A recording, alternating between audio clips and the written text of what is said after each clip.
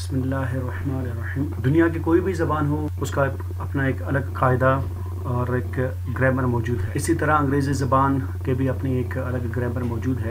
आज का जो हमारा मौजू है उस ग्रामर के हवाले से इब्तदाई, जैसा कि ये पहला लेक्चर है, हम बात करेंगे अज्ज़ाए कलाम के बारे में, जिसको अंग्रेज़ी में पार्ट्स ऑफ स्पीच कहा जाता है। आज हम पार्ट्स ऑफ स्पीच के बारे में डिस्कस करेंगे, उनकी नोयत के बारे में डिस्कस करेंगे कि पार्ट्स ऑफ स्पीच कितने हैं और उनको हम किस हवाले से और किस तरह से जानेंगे, पहचानेंगे और उनके इस्तेमालात जो है अंग्रेज़ी में जुमले बनाने के हवाले से किस। तो there are 8 parts of speech.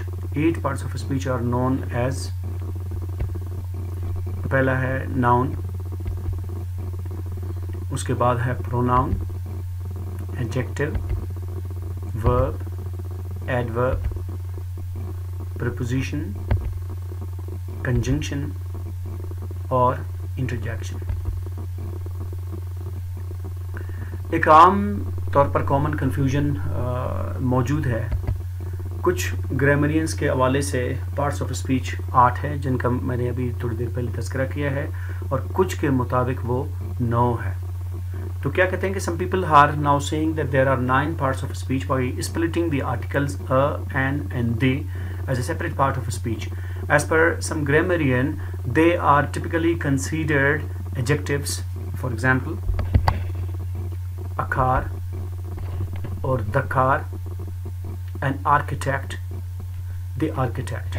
अब थोड़ा सा मैं यहाँ पे आप लोगों की confusion को दूर करने के लिए बता दूँ कि जिन ग्रामरियंस ने आर्टिकल्स को 9 पार्ट्स ऑफ स्पीच शुमार नहीं किया है, बकौल उनके कि जो आ है, एन है और दी है, वो बतौर एडजेक्टिव काम करते हैं। जैसा कि अ कार, कोई सा भी कार, उसकी कोई डेफिनेशन नहीं है, कॉमन है। जब हम बोलेंगे द कार तो वो मखसूस हो जाएगा, यानी अ और द उस कार के हवाले से उसकी नौयत के बारे में हमें बता रहे हैं, मज़ीद इन्फॉर्मेशन दे रहे हैं। इसी तरह एन आर्किटेक्ट, आर्किटेक्ट कोई भी हो सकता है। द आर्किटेक्ट, वो मखसूस आर्किटेक्ट। तो बकौल उनके कि ये एडजेक्टिव के तौर पर शुमार होते हैं, इस वजह से उसको हम 9 पार्ट्स ऑफ स्पीच नहीं करार दे सकते। अभी हम देखेंगे कि ये जो 8 पार्ट्स ऑफ स्पीच है, इनका क्या फंक्शन है, वो क्या किस तरह से परफॉर्म करते हैं। Briefly they explain how words are used in a sentence because each word functions differently there. जब हमने पार्ट्स ऑफ स्पीच को हमने नाम दिया है तो इसका ये मतलब है कि अगर हम बहुत सारे जुमले ले लें तो उन जुमलों को तोड़ते हुए जब हम अल्फाज की शनाख्त को जानने के मकाम पर आएंगे तो हमें उनके नाम की ज़रूरत होगी। तो लिहाजा इस वजह से हर पार्ट ऑफ स्पीच को एक अलग नाम दिया गया है। क्या नाम दिया गया इनको? मिसाल के तौर पर उनमें नाउन है, उनमें वर्ब्स है, उनमें एडजेक्टिव्स है, इस तरह के बहुत सारे दूसरे नाम हमने उनको दिए हुए हैं। और ये किस बात पे मुनसर है? Depending on how and where they are used in a sentence. ये इस बात पे मुनसर है कि उसको हम किस तरह से इस्तेमाल करेंगे और वो जुमले के अंदर किस मकाम पे इस्तेमाल होते हैं। हर पार्ट ऑफ स्पीच को हमने अलग अलग एक मखसूस नाम दिया हुआ है। तो अभी हम क्या करेंगे, एक ब्रीफ व्यू ले लेंगे। अगले आने वाले चैप्टर्स में हर एक पार्ट्स ऑफ स्पीच के बारे में तफसील से हम बात करेंगे। तो आज का जो हमारा पहला लेक्चर है उसमें हम सिर्फ एक ब्रीफ व्यू ले लेंगे किस बात पे, उनके यानी पार्ट्स ऑफ स्पीच के नेचर पे और पार्ट ऑफ स्पीच के फंक्शंस पे, कि किस तरह से यानी उनकी नौयत क्या है और वो किस तरह से अपना किरदार अदा करते हैं किसी जुमले के अंदर। सबसे पहला जो पार्ट ऑफ स्पीच है यानी अज्ज़ाए कलाम में जो सबसे पहला जुज़ है वो नाउन है। तो नाउन की किस तरह से हम तारीफ़ करेंगे? डियर स्टूडेंट्स, बहुत सारे जगहों पे किताबों में लिखा हुआ आप पढ़ेंगे या बहुत सारों से आप सुनेंगे कि known as the name of a person, place और थिंग, यानी वो किसी जगह, मकाम और किसी चीज़ का नाम है। ये डेफिनेशन बिल्कुल मुकम्मल नहीं है। जैसा अगर हम एजुकेशन बोले, ईमान बोले, ना वो जगह है, ना वो जो है कोई चीज़ है और ना ही वो कोई शख्स है। तो लिहाजा अब सही डेफिनेशन नाउन का क्या होगा? Nouns are the naming words, यानी जो भी लफ्ज़ किसी चीज़ का नाम हो या नाम बने या नाम की जगह इस्तेमाल हो उसे हम नाउन कहते हैं। मसलन वो नाम किसी शख्स का भी हो सकता है, وہ نام کسی جگہ کا بھی ہو سکتا ہے، وہ نام کسی چیز کا بھی ہو سکتا ہے، اور کوئی بھی آئیڈیا ہو، کوئی بھی کنسپٹ ہو، خیال ہو، تصور ہو، اس کے نام کو بھی ہم ناؤن کہتے ہیں۔ تو ناؤن یعنی اسم جو ہے اس کو مختلف انداز میں کسی جملے کے اندر استعمال کرتے ہیں۔ ہم اس کو ایک سبجیکٹ کے طور پر بھی جملے کے اندر لے سکتے ہیں، اور ہم اس کو آبجیکٹ کے طور پر بھی جملے کے اندر لے سکتے ہیں۔ جیسا احمد نے علی سے کچھ کہا۔ اب میں نے دو نام یوز کیا ہے، احمد اور علی۔ اس میں علی احمد جو ہے وہ سبجیکٹ ہے، علی آبجیکٹ ہے، لیکن دونوں ناؤن ہے۔ They can also be indirect objects, subject اور object complement اور adjectives، یعنی وہی نام جو ہے اگر indirect objects بھی ہو سکتا ہے، جیسا کہ اگر انگلش میں ایک میں مثال آپ کو دے دوں، نواز brought a gift for Najma. اب نواز سبجیکٹ ہے، ناؤن ہے، گفٹ بھی ناؤن ہے، اور نجمہ بھی ناؤن ہے، یعنی نجمہ یہاں پہ انڈائریکٹ آبجیکٹ ہو گیا۔ اسی طرح اس کے باقی تفصیلات ہم اس وقت ڈسکس کریں گے جب ہم ناؤن کے چیپٹر کو کھولیں گے، اس میں مزید تفصیل سے اس چیز کو دیکھیں گے اور ڈسکس کریں گے۔ اچھا، اس کے بعد جو پارٹس آف اسپیچ آ رہا ہے وہ پروناؤن ہے۔ تو پروناؤن کی تعریف ہم کس طرح سے کریں گے، اس کو کیسے دیکھیں گے؟ یعنی پروناؤن استعمال ہم کرتے ہیں کس کی جگہ؟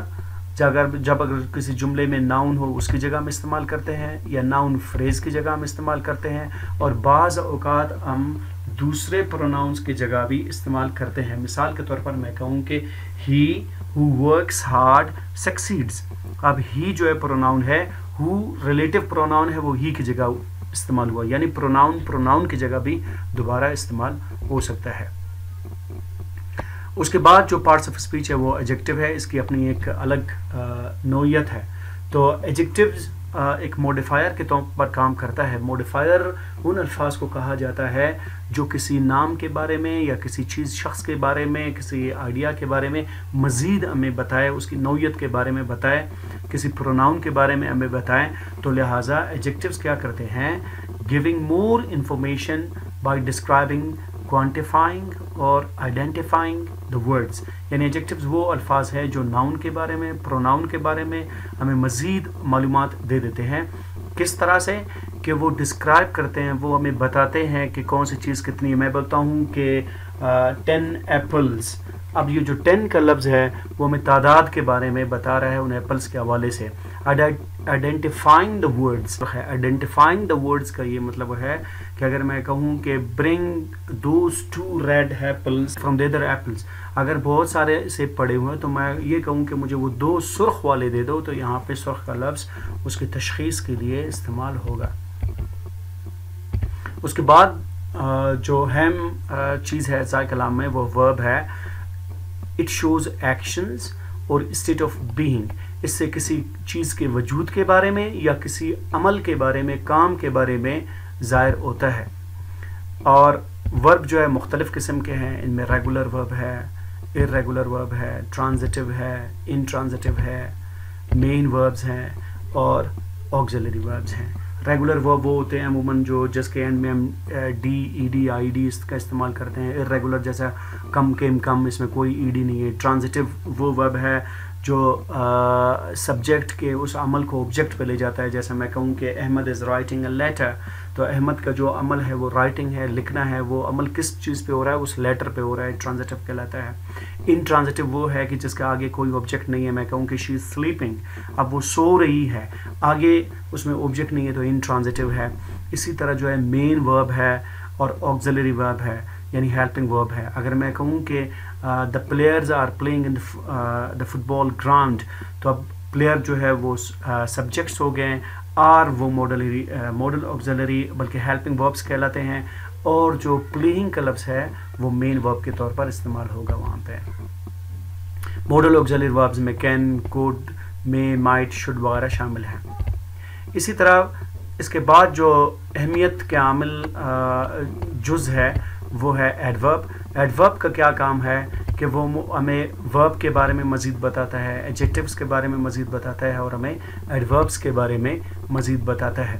اور بعض اوقات ایسا ہوتا ہے کہ جب بھی ہم کسی جملے ہاؤ کو آنسر کرتے ہیں تو اس کو بھی ایڈورب سے ہم وہ آنسر دیتے ہیں. مثلا کیسے, اگر ہم پہلے آ جاتے ہیں ایڈورب مینر پہ, مطلب وہ کیسے گاتا ہے, وہ بہت اچھا گاتا ہے, وہ بہت خوبصورت گاتا ہے, سنگز بیوٹیفلی, تو وہ یہ جو بیوٹیفلی ہے وہ ہمیں مینر کے بارے میں بتاتا ہے.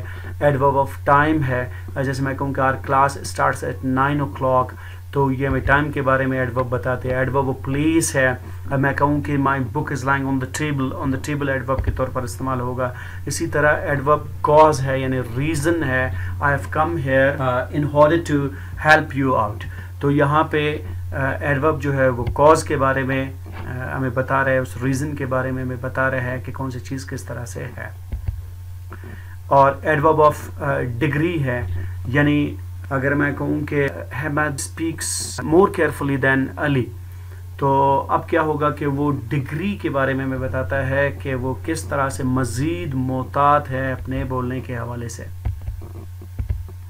نیکسٹ جو پارٹ ہے وہ ہے کنجنکشن. کنجنکشن کا کیا کام ہوتا ہے, جو کہ جوڑتا ہے دو الفاظ کو, اور الفاظ کے علاوہ دو فریزز کو کنجنکشن جوڑتا ہے, دو کلوزز کو آپس میں کنجنکشن جوڑتا ہے. کنجنکشنز کو کس طرح سے ہم ذہن میں رکھیں کہ کنجنکشنز ہے کیا. فین بوائز ایک ایکرونیم ہے, فارمولا ہے, جس میں سے F stands for for, A stands for and stands for nor, B for but, O for or, Y for yet, and S for so. یعنی یہ وہ کنجنکشنز ہے, اور اس کو ہم یاد رکھ سکتے ہیں اس فیم بوائز کے ذریعے سے. جیسا اگر میں ورڈز کے حوالے سے کہوں کہ میں کہتا ہوں بلیک اینڈ وائٹ, دو جملوں کو کنجنکشن نے جوڑ دیا. اور اسی طرح دو فریزز کو کس طرح سے کنجنکشن جوڑتا ہے, جیسا میں کہوں کہ I'll tell my parents and my friends all my secrets. اب اینڈ کا لفظ جو ہے my parents and all my friends کے بیچ میں آ گیا, یعنی my parents ایک فریز ہے, all my friends ایک فریز ہے, اس دونوں کو اینڈ نے جوڑ دیا. اب ہم بات کرتے ہیں کہ کلوز کس طرح سے کنجنکشن کو جوڑتا ہے. She came into my office and sat for a while there and left. اب اس طرح سے she came into my office, وہ میرے آفس میں آئی, and sat there for a while, اور تھوڑی دیر تک وہ وہاں پہ بیٹھی رہی. اب یہ اینڈ جو ہے وہ کنجنکشن ہے, آگے اس نے کس طرح سے دو کلوزز کو جوڑا اس مثال سے واضح کلیئر ہے. ان تمام چیزوں کے بارے میں مطلب اجزاء کلام کے حوالے سے جو ہم تفصیل سے بات کریں گے وہ آپ اپنے آگے آنے والے لیکچرز میں بات کریں گے. انٹرجیکشن کچھ ایسے الفاظ ہوتے ہیں جو ہمارے ایک دم سے اٹھنے والے اندر فیلنگز کو اور ایموشنز کو وہ ظاہر کرتے ہیں. مثال کے طور پر خوشی کا اظہار کرنے کے لیے ہم بولتے ہیں ہرا, اور غم کا اظہار, دکھ افسوس کا اظہار کرنے کے لیے ہم احلاس کا یوز کرتے ہیں. کسی تکلیف اچانک سے جو ہے درد کے اظہار کے لیے ہم اوچ کا استعمال کرتے ہیں, اور حیرت کے لیے ہم واو کا استعمال کرتے ہیں. تو یہ وہ سارے الفاظ ہیں جو ہمارے اچانک ابھرے ہوئے فیلنگز کو ظاہر کرتے ہیں, وہ انٹرجیکشن کہلاتے ہیں. یہ لیکچر ہمارا آگے آنے والے لیکچرز میں کنٹینیوڈ رہے گا. تو یہ رہا ایک تعارفی لیکچر ہمارا پارٹس آف اسپیچ اجزاء کلام کے حوالے سے. نیکسٹ لیکچرز میں ہم انہی اجزاء کلام کو ایک ایک کر کے تفصیل سے بیان کریں گے, اور اس کی مثالوں کے ساتھ اس کو دیکھیں گے, پڑھیں گے, سیکھیں گے. So thank you so very much. This was all for today. May Allah bless you. Stay at home and stay safe. See you next inshallah in the next lecture. Allah Hafiz.